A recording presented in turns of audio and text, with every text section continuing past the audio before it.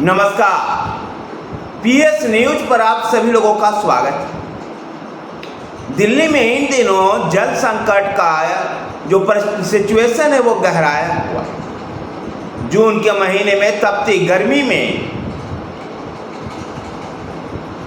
लू चलते हुए इस गर्म तापमान में दिल्ली के लोगों को पीने का पानी सही तरीके से नहीं मिल पा रहा। एक सवाल उत्पन्न होता है, आखिर इसके लिए जिम्मेवार कौन?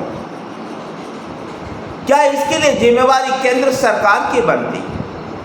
क्या इसकी जिम्मेवारी हरियाणा सरकार की है या फिर यमुना अपर रिवर बोर्ड की है? दिल्ली की ये आम आदमी पार्टी की सरकार केवल आरोप और प्रत्यारोप ही करती रही। सुप्रीम कोर्ट में दैनिक सुनवाई लगातार जारी है। दिल्ली की सरकार के पास समर एक्शन प्लान नाम की कोई चीज नहीं। केवल जब जल संकट उत्पन्न हो गया है तो हरियाणा पर यह आरोप मरने की राजनीति करने में आम आदमी पार्टी लगी हुई है कि हरियाणा पानी नहीं दे रहा। लेकिन तथ्यात्मक रूप से जो सुप्रीम कोर्ट में दस्तावेज पेश किए गए हैं उसके आधार पर हरियाणा दिल्ली के हिस्से का पूरा पानी छोड़ रहा। हाँ, अतिरिक्त पानी हरियाणा नहीं छोड़ रहा। जो उसका दावा है कि गर्मी के कारण उसके यहाँ ही पानी की मांग अधिक है, इसको लेकर के अतिरिक्त पानी वो दिल्ली के लिए नहीं छोड़ रहा।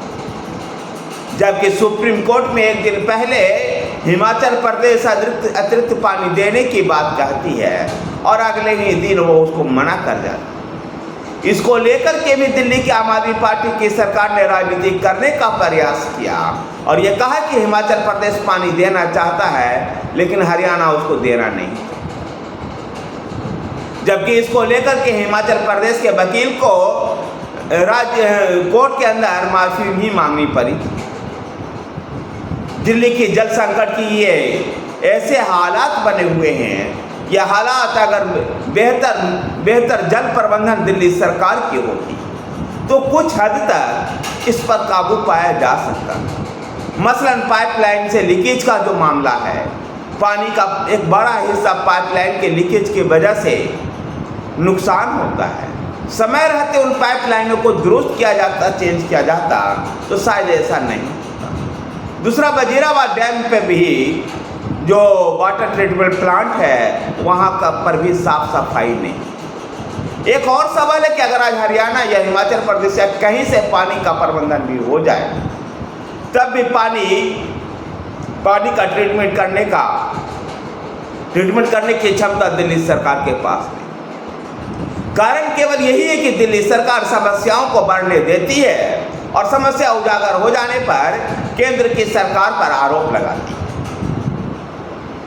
दिल्ली में जहां मई जून के महीने में पानी का संकट उत्पन्न होता है, वहीं नवंबर और दिसंबर के महीने में वायु प्रदूषण का समस्या उत्पन्न होता है। आखिर सरकार क्यों हाथ पर हाथ रख करके बैठी रहती है और समस्या को उजागर होने देती है? और समस्या जब उजागर होती है तो कभी केंद्र पर, कभी हरियाणा पर, कभी पंजाब पर, कभी हिमाचल प्रदेश पर आरोप मढ़ देती है। लेकिन पंजाब में आम आदमी पार्टी की सरकार गठन हो जाने के बाद पराली जलाने को लेकर के पंजाब सरकार पर आक्रामक नहीं रहती है पार्टी। हिमाचल प्रदेश में भी आम आदमी पार्टी की सहयोगी पार्टी कांग्रेस की सरकार है,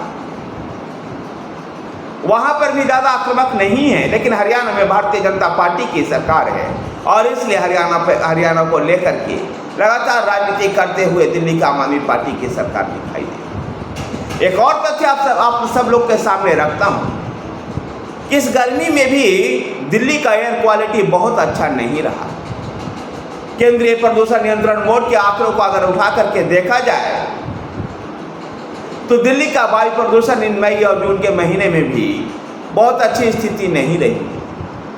गर्मी के सीजन में इन वायु प्रदूषण को कैसे कंट्रोल रखा जाए, जो सरकार के पास समर एक्शन प्लान नहीं होता, क्योंकि सरकार का एक ही मंशा है कि जब कोई समस्या उजागर हो जाए तो उसको केंद्र की सरकार पर मार देना। एक और तथ्य है कि दिल्ली में जहां आम आदमी पार्टी की सरकार सत्ता में, दिल्ली आबकारी घोटाला में दिल्ली के मुख्यमंत्री अरविंद केजरीवाल जेल में है, ऐसे में दिल्ली में सरकार कैसे चल पाई?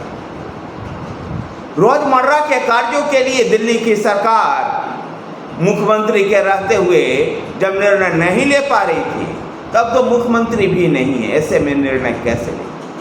एक और बात है कि कैबिनेट की मीटिंग भी दिल्ली के मुख्यमंत्री ही बुला सकते। मुख्यमंत्री की अनुपस्थिति में कैबिनेट की बैठक नहीं, उपराज्यपाल के साथ कोऑर्डिनेशन से नहीं बन पाएगा। ऐसे में दिल्ली में एक संवैधानिक संकट, जबकि दिल्ली में हम देखते हैं कि गर्मी के दिनों में गर्मियों से परेशानी, जल संकट उत्पन्न होता है, तो वहीं बरसात के दिनों में बरसात की वजह से जल भराव की भी समस्या उत्पन्न होती है। तो सर्दी आते ही वायु प्रदूषण की समस्या सर उठाए खड़ी हो जाती है। ऐसे में दिल्ली में 12 महीना एक बेहतर तरीके से काम करने वाली एक सरकार की आवश्यकता है। लेकिन इन दिनों दिल्ली में एक अजब सी संवैधानिक स्थिति बनी हुई है, जहां दिल्ली के मुखिया दिल्ली आबकारी घोटाला में जेल में बंद है। जेल से जब कोई उनसे मिलने जाता है तो वो निर्देश दे रहे हैं, जबकि देश के राजनीति में ये पहली बार ऐसा हो रहा है कि कोई भी राज्य सरकार का मुखिया जेल में बंद। अक्सर ऐसा कई बार हुआ है कि मुख्यमंत्री को जेल जाना पड़ा है, लेकिन वो जेल जाने से पहले ही किसी और व्यक्ति को मुख्यमंत्री बना देते। ऐसा प्रकरण तमिलनाडु में जयललिता के समय में भी हुआ था, तो मध्य प्रदेश में भारतीय जनता पार्टी के नेता उमा भारती के सामने भी हुआ, जब वो बाबूलाल गौर को मुख्यमंत्री भारतीय जनता पार्टी उस समय बनाई थी। अभी ताजा एग्जाम्पल हेमंत सोरेन का भी है कि जब उनको जेल जाना पड़ा था तो चंपाई सोरेन को वो मुख्यमंत्री बना दिए गए। लालू प्रसाद यादव को 1997 में जब चारा घोटाले में जेल जाना पड़ा था तो उन्होंने अपने ही पत्नी राबड़ी देवी को मुख्यमंत्री बना दिया। दिल्ली के हित में यह है कि अरविंद केजरीवाल को मुख्यमंत्री के पद से तुरंत त्याग पत्र देना चाहिए और अपने ही पार्टी के किसी नेता को मुख्यमंत्री की कमान सौंप देनी चाहिए, ताकि दिल्ली के जो रोजमर्रा के काम जो ठप पड़ रहे हैं और दिल्ली शहर जिस प्रकार से सभी सभी मौसम के पीक सीजन में प्राकृतिक की जो मार को झेलता है, और जिस प्रकार से यहाँ एक खतरनाक सिचुएशन बनती है, उस सिचुएशन को सही ढंग से नई सरकार टैकल कर पाएगी। दिल्ली के सामने दिल्ली के मुख्यमंत्री अरविंद केजरीवाल का जेल में होना भी दिल्ली के कामों में बाधा पड़ता हुआ दिखाई दे रहा है। धन्यवाद साथियों, वीडियो को लाइक कीजिए, शेयर कीजिए। हमारे साथ बने रहने के लिए हमारे चैनल PS न्यूज़ को सब्सक्राइब कीजिए। धन्यवाद।